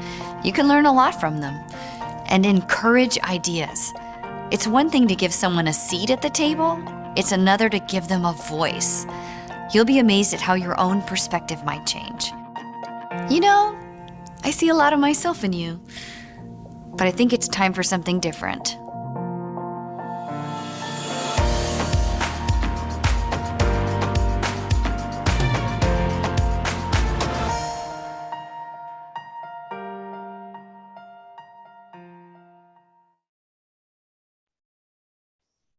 And now you'll hear from Eleanor Dulles. Hello, good afternoon, everyone. My name is Eleanor Dulles, and I have the privilege to introduce our next speaker, Leslie Fraser. She is a Senior Vice President of Community and Industry Relations, Virginia Realtors. Before becoming Senior Vice President of Community and Industry Relations for Virginia Realtors, Leslie worked for 2 Virginia governors, applying her skills and passion to an array of policy initiatives from veteran and military issues to foster care. It was her early endeavors on political campaigns where she garnered a foundation in community organizing, helping her to build relationships and foster strong connection to assist her in reaching her goals. In her role, Leslie focuses on issues impacting fair housing and real property policy. She is a primary point of contact for state and national organizations who influence these issues. In addition, Leslie creates and leads the association's diversity, equity, and inclusions effort. Leslie is also very involved with NAR and currently serves as a vice chair of the Association Executive Committee Diversity Work Group. Leslie received her Bachelor of Arts degrees in government and in Spanish from the University of Virginia, and her Master of Public Administration from Virginia Tech. A native of Chesapeake, Virginia, Leslie is the daughter of a Vietnam veteran who immigrated to the US from South Korea. Let's welcome Leslie Fraser. Thank you so much, Eleanor, and hello, everyone. Good afternoon. Thank you so much for having me and these wonderful panelists today. It's been so great so far, and I'm looking forward to continuing the conversation and really bringing us home.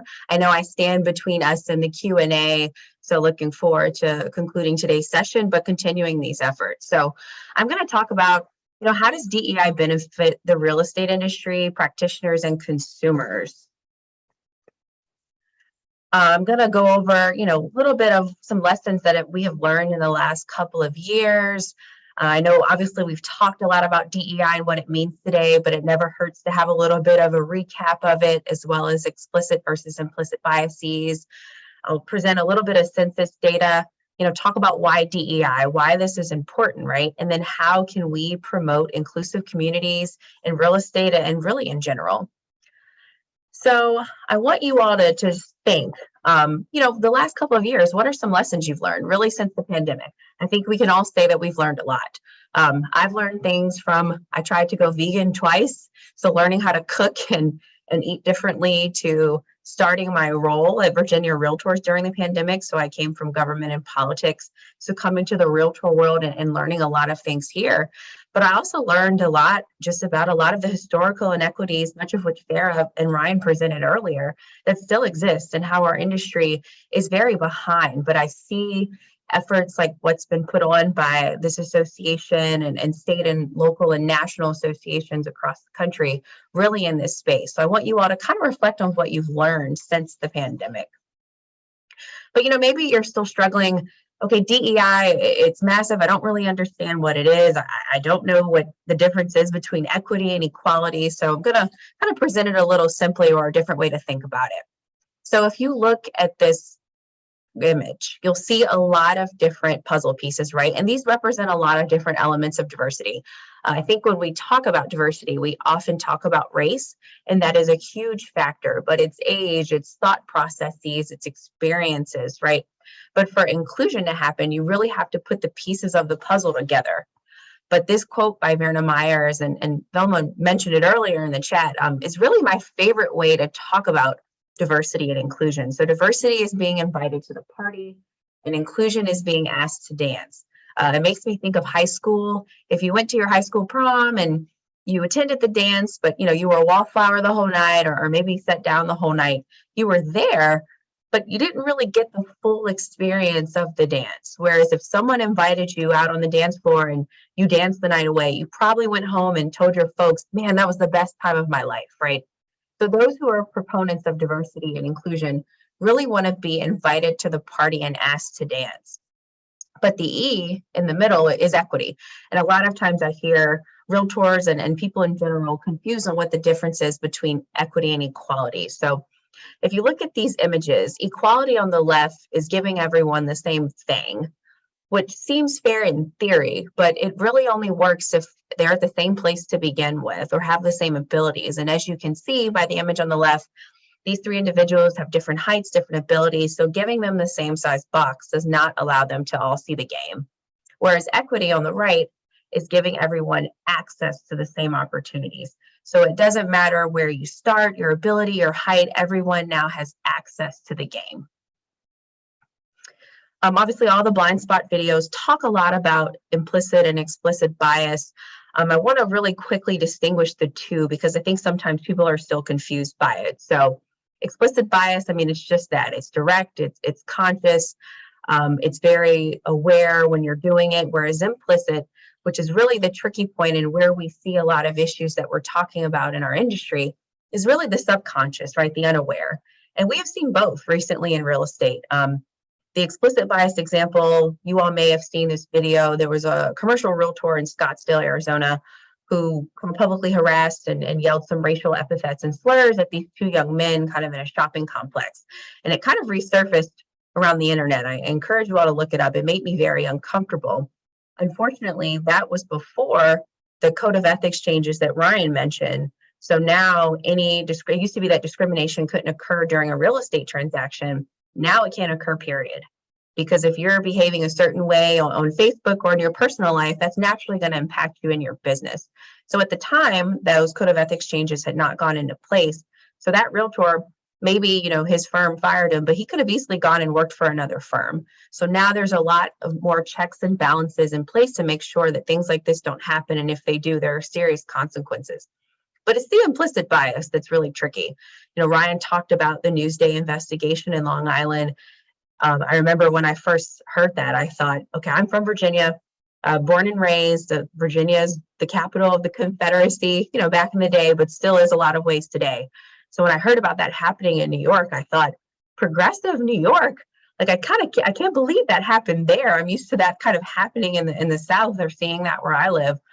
But in reading The Color of Law and learning a lot about the housing discrimination in our nation, it happened everywhere. It was way more than just the Jim Crow South. It happened in California. It happened in New York. It happened all across our nation, which leads me to kind of the second example, which this one really, really always shocks me every time I read about it. But the implicit bias example, there was a interracial couple, a Black wife and a white husband in Jacksonville, Florida, and they were looking to get their home appraised to refinance.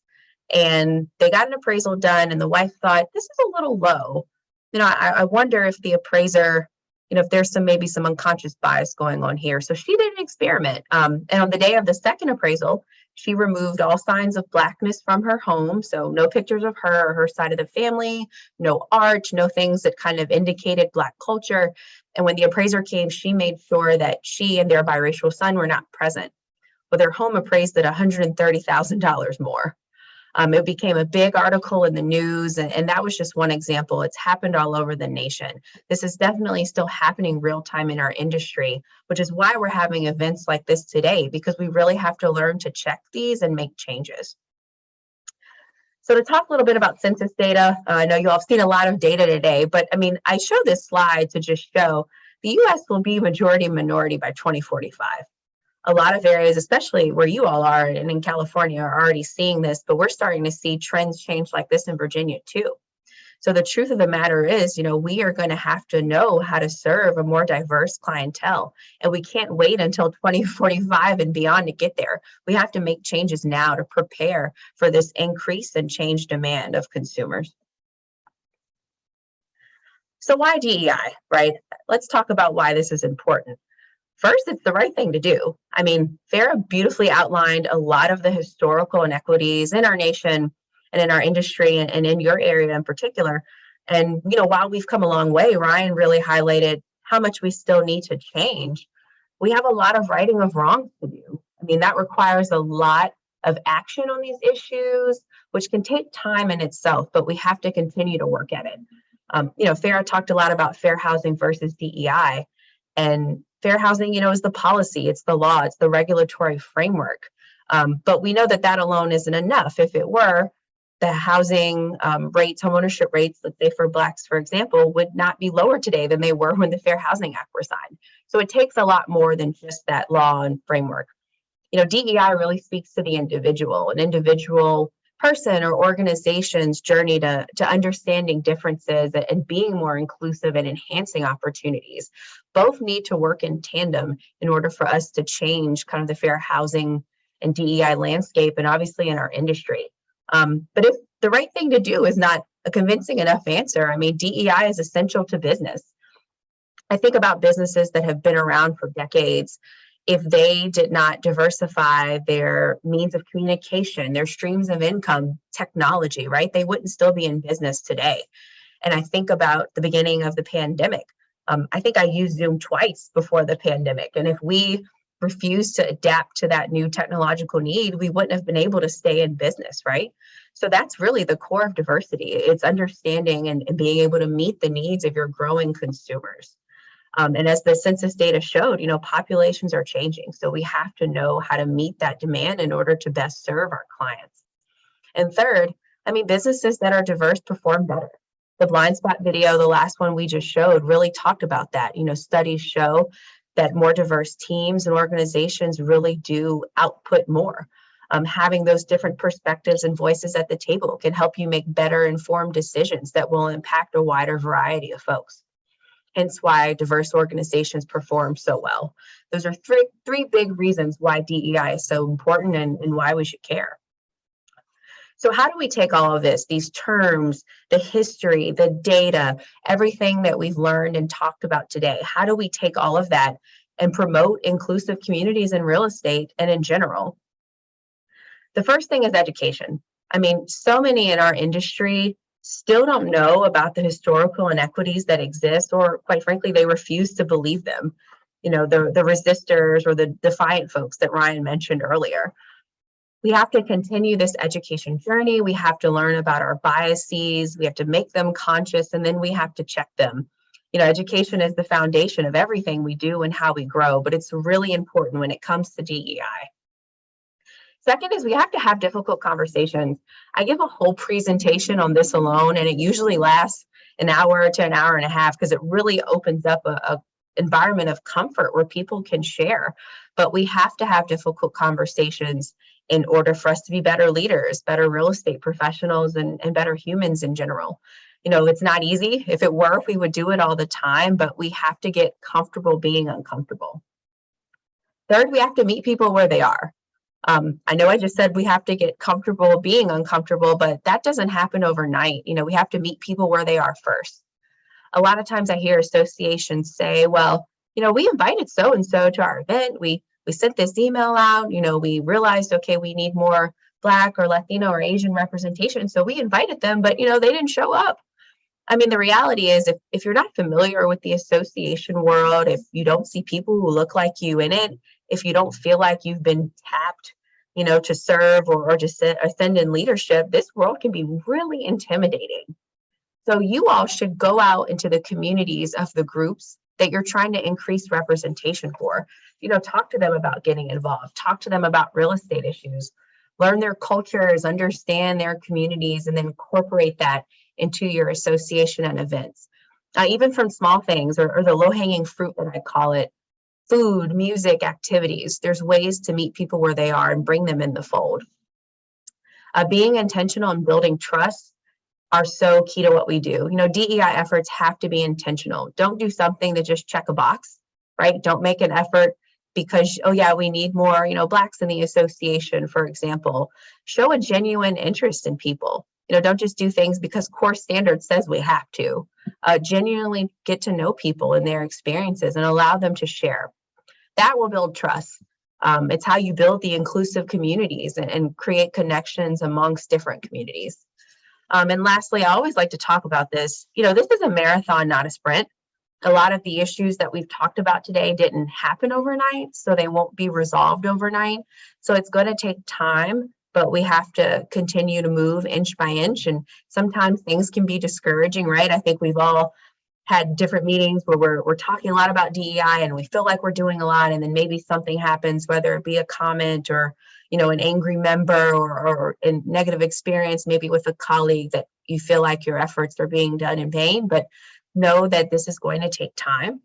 And I always like to leave with one of my favorite quotes from Nipsey Hussle, and you all are maybe an hour or so from LA, but instead of trying to build a brick wall, lay a brick every day. Eventually you'll look up and you'll have a brick wall, which is really a good testament of these efforts. We have to keep going, even if it's slow, but before we know it, we'll realize how far we've come. I have my contact information here, and I'll definitely put it in the chat, but I want to kick things back over to Howard and the team so we can get to some questions. Thank you so much, Leslie. Indeed, yeah, we have budgeted some time here for a bit of Q&A.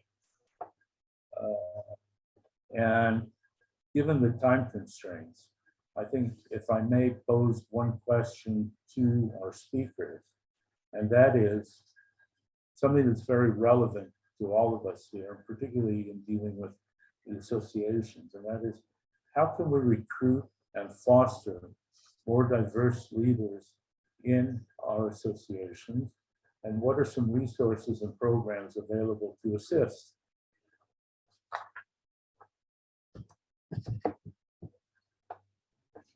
Sorry, I didn't hear the question. Can you say it again? Certainly. Can you hear me better? Yes. Okay. The question is, how can we create and foster more diverse leaders in our associations? And what are some resources and programs available to assist? Got it. So I'll start from the perspective of national. I think there's state and local perspective as well that I'd like to hear from my colleagues. But I'll start with some, I don't have the data in front of me, but it would suggest that the executive team is, or the leadership team is 100% white. It would suggest that the incoming chairs and vice chairs are roughly, let me say it like this: incoming chairs and vice chairs, incoming current state presidents, local presidents, incoming president-elects, they're all more white than the makeup of our membership. And the makeup of our membership is more white than the country. So we haven't achieved the diversity that I think reflects the marketplace, the demographic of home buyers that we're seeking to serve. That's the part of the work we're doing with it, DEI, NAR, DEI, strategic planning work. And so representation is probably our apex goal, our principal goal here. And we're looking at different avenues through, how that happens or does not happen through leadership academies, meeting with the Leadership Development and Identification Committee, a new committee that's just been established. We have over 90 committees with NAR. And so they're going to be thinking about how to foreground DEI in the identification of new leaders. But it really starts at the local level where, people where we heard where a lot of that clickiness happens, where a lot of that friend tapping happens. So we really need to disrupt that at the local level, because that's part of the consideration when the leadership team looks at appointing people. But we're also looking at ways to potentially require DEI and implicit bias kinds of training among our leadership team, and certainly those who are involved in the selection processes. So that's just a couple of things that I'll start the conversation with. And I can go next. So I just, from a historical perspective, I just want to say that it's important to remember that a lot of the systems that we may have in place have existed for a very long time. Definitely were not put into place to foster diversity, and maybe came from a time when realtor associations were actually actively exclusionary. So one of the first things I would say would be really important to do, because a lot of these things happen because of systems, and systems can, have helped policies, and systems have gotten us to where we are, and they can help us get out of where we are. So looking at the systems that you have for getting folks into leadership, and we're doing this at C.A.R., I know NAR is doing this, and examining areas where there's potential for bias. So, maybe, not clear criteria for certain roles, where, maybe a handful or just maybe one person, selects, the person for something, making sure that opportunities are promoted out in the community. And, maybe, and I would say one thing not to do is the tap on the shoulder. So a lot of folks go, we want to have diversity. So, I can think of so-and-so, so-and-so, and so-and-so who fit these different demographic groups. And, oh, look, now we have diversity. But does that really set those folks up for success? Not necessarily, and they might be very successful, but I think, a system to put into place that will ensure that regardless of who's in leadership, over time, this is continuing to happen, is to make sure that the systems for getting people into place kind of make sure that the opportunities are well distributed and promoted throughout the community. So also with your local multicultural groups, that is a source of great leadership. A lot of leaders are already there who care about real estate, understand policy. So a great source of potential leaders within your association. I can talk a lot about this topic, so I will stop. But of course, reach out to me if you have questions, because we're working on this actively in our diversity committee as well as C.A.R.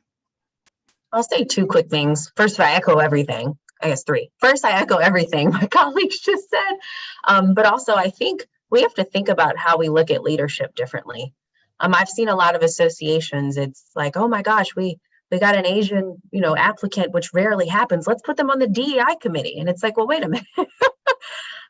Maybe they have a strong public policy background. Maybe they have a strong communications background. Where does their skill set best align? Don't just say, look, we have an underrepresented group. Let's stick them on the DEI committee. Weave them within the association structure and governance. One specific thing we did at Virginia Realtors last year is, recognizing that our marketing materials could be better, and we had definitely an underrepresentation amongst our volunteers of our community and even membership. We put out like a 2-minute video of diverse members who currently serve, different races, ages, backgrounds, of them explaining why they volunteer. I mean, it was free. The hardest part was getting each of them to send in their little clips. We put that out during our committee application period, and we had a 50% increase in committee applicants, most of which were realtors of color. And then I now sit in every single committee application selection meeting we do. And we kind of looked and appointed everyone unless there was some criteria they didn't meet. So when we had our big leadership training, I mean, everyone showed up and they were just telling me, I've never seen the association look like this, and I feel like I belong. I mean, things that we've been around 102 years, things people never felt before. And that is something small and quick that can demonstrate immediate results, but it's making sure you get those folks in the door, but capturing them, making them feel included, and then kind of, getting them in the leadership pipeline if that's, the best fit.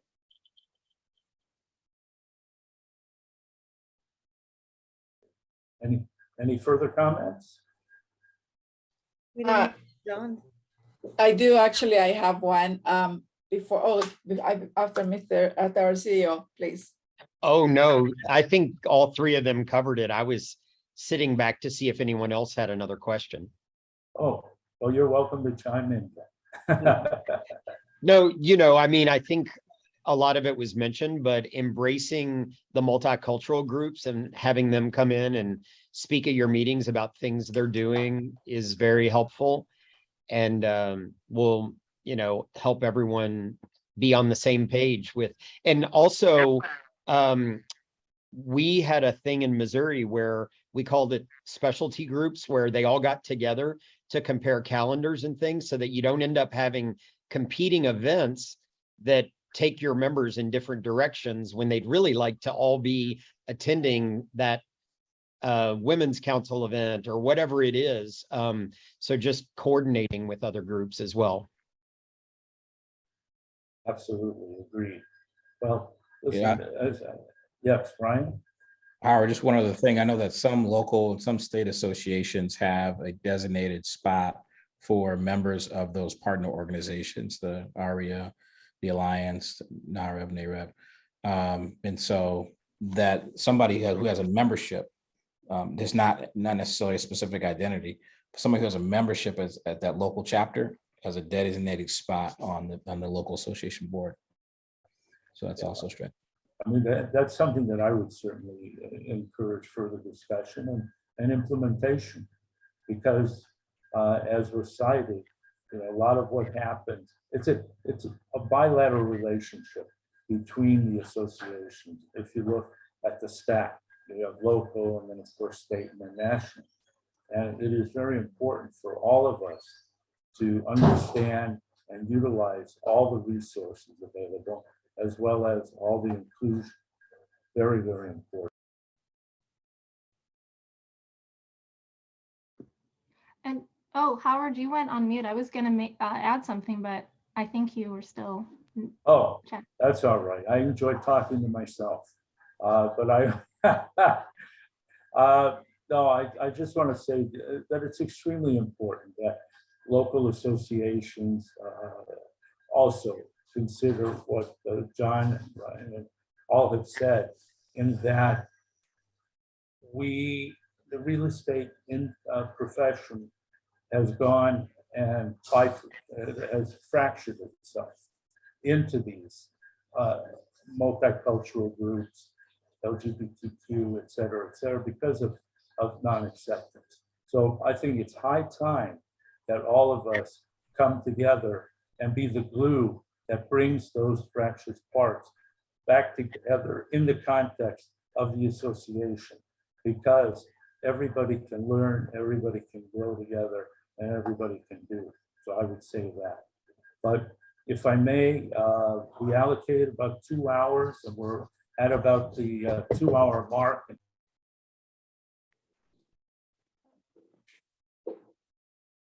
How are you on mute? Again, I enjoyed talking. Again. You're on mute again. Just tricking you. No, I want to see if you're alert. Anyway, I want to say that everything, as I say, starts local, and then we can have an impact going up the chain, as it were, to state and the national level. So very important for all of us to consider and take it back to your respective associations to have that discussion. Because as I say, we are fractured by our own doing and admonition, and it's time that we be the glue that bring the fractured parts back together in the context of our associations. So as I say, we've run up against the 2-hour mark that we allocated for this program. And our initial goal, I must say, was that we were going to have this exclusively as a program for Southland regional members only. However, given the importance of this topic and the relevancy across the board, be it here, be it with, I understand, some of the folks from Canada who were invited too, that it is so very important that we decided to reach out across the nation to local associations and state associations. And I do believe that we have achieved our goal in terms of the participation today in this event. So allow me, if I may, to conclude by saying we want to thank our distinguished speakers, John Sebree, Farrah Wilder, Ryan Davis, and Leslie Frazier for their participation in today's examination of today's Diversity, Equity, and Inclusion DEI program. Let this DEI program and our self-examination, introspection about the way you think of and perceive others and encounters with others serve as a call to action to ourselves, our fellow real estate professionals, and others about the importance of DEI in all aspects of what we do and how we live our lives. All of us are encouraged to learn more about DEI. As was cited, C.A.R., NAR, and many locals for that matter, offer many valuable DEI resources. All of us are encouraged to explore these and other resources in order to advance our understanding and developing actions by which we can contribute to changing, and this is very important, the culture. The culture, that's very important. Yes, our hope is today's program will lead us along the path to accept and promote DEI, which is the right thing to do. Thank you all for attending from near and far today's program. Stay safe and well, friends and colleagues. And I say to you, so long for now. I have a message, Howard, before we end from our president, Jeff Phillips. Please. He would like to, for the association to know the members that this is only the beginning of DEI. We are going to promote, implement, and we're going to grow with DEI. And I would like to thank Farrah, Leslie, Ryan, our CEO. Thank you so much for giving us this time, because you guys are 3 hours ahead of us, and for the committee. So that put a very long hours putting this committee together. And for me, it's a big satisfaction because at the beginning of, before our president, Jeff, became president, I asked him to give us this DEI, a special committee for our association. And so I am thankful he is listening. Thank you so much, President Jeff, for allowing us to bring this first event. This is only the beginning. Thank you so much, and hopefully to see you soon. Right. Happy trails to you all. Until we meet again. Thank you. Hi, everyone. Thank you. Bye-bye. Bye.